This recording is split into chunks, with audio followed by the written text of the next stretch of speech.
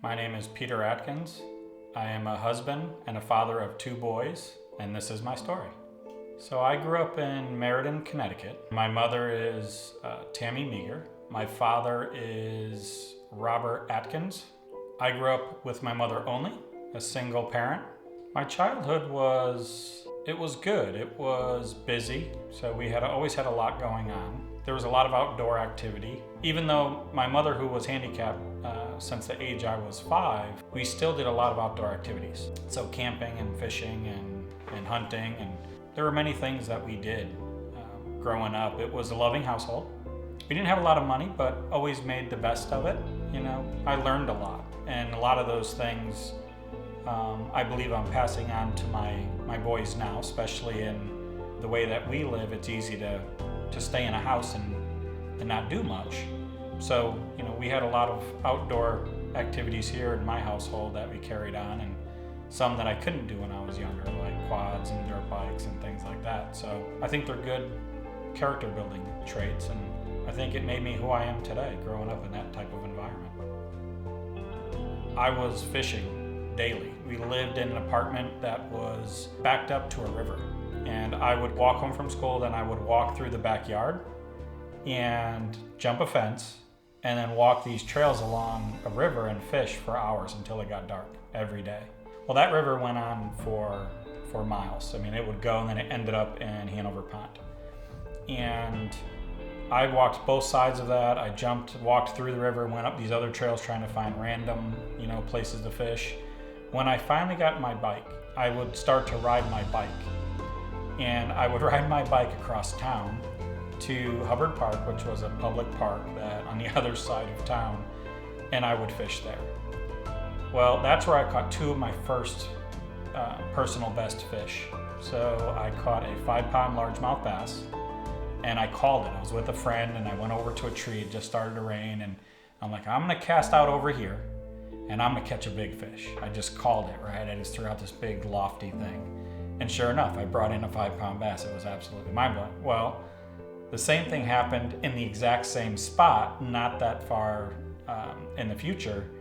I called it again, went over, and I threw out a worm, and I caught, it had to have been an 8-pound catfish. It was the biggest catfish I've ever seen. So I took that home. We had to walk home with that one. So it's slung over my shoulder, and it's making a mess, right? It's slimy, it's gross. And we're walking home, and we're going down the main street, and I pass a fire station. Well, the guys from the fire station come running out, and they come out with cameras, and they want to take pictures of it. They lay it down, they put their feet next to it to show how big it is. And I was still in elementary school, right? So I'm still very young at this point.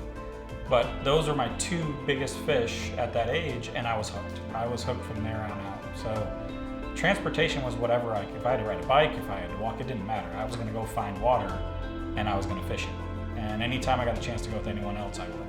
So when I brought the catfish and the 5-pound bass home, we ended up mounting it. So I had the 5-pound bass. It was a trophy and mounted. That was something that I had. And my mother did the best she could, because we didn't have a lot of money, so it wasn't cheap to mount a fish, right? That's not something you normally do in my household, but she did it. She pulled it together and made it happen. So that memory was always there. The catfish, my neighbor came out when he saw it, and he's like, I'll buy that from you. So I sold him the catfish because he just wanted to eat it. He's like, that's the biggest catfish I've ever seen. So he bought it from me and he ate it. Those are two stories that are stuck there, and I'll never forget those memories.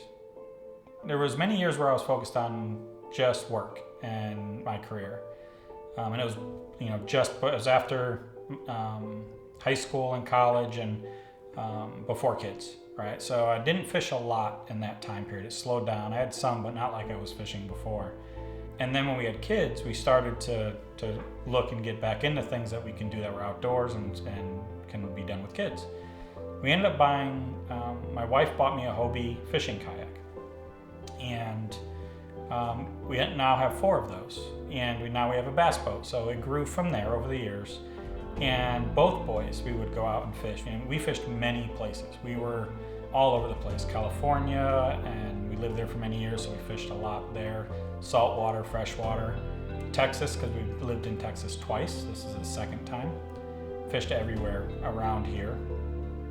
And My oldest doesn't mind, but he prefer to do other things. My oldest Zachary and my youngest Cooper, he's hooked on it. He's on the high school fishing team now. Wants to fish, multiple days in a row. He's a lot like I was when it comes to fishing. But both kids, they still will go out occasionally and we'll get out there. But yeah, it's something that's been passed on, and I think Cooper's a little bit crazier about it than I am even. So that's a good thing. I think it's important to pass things down and to give your kids experiences that they wouldn't normally want to do on their own. Sometimes, forcing them to go on a trip camping, which we did. We had a camper for a while and traveled and done many things. It's important, I think. I think you should always have experiences that build who you are. Regardless if they're good, bad, you learn something from those. So it's important to do that. Explore, do many things. We're building a car now with my oldest son, a 68 Firebird, and you should have experiences in life. You live once, and they build who you are. They give you character. So pass along. Reach out of your comfort zone.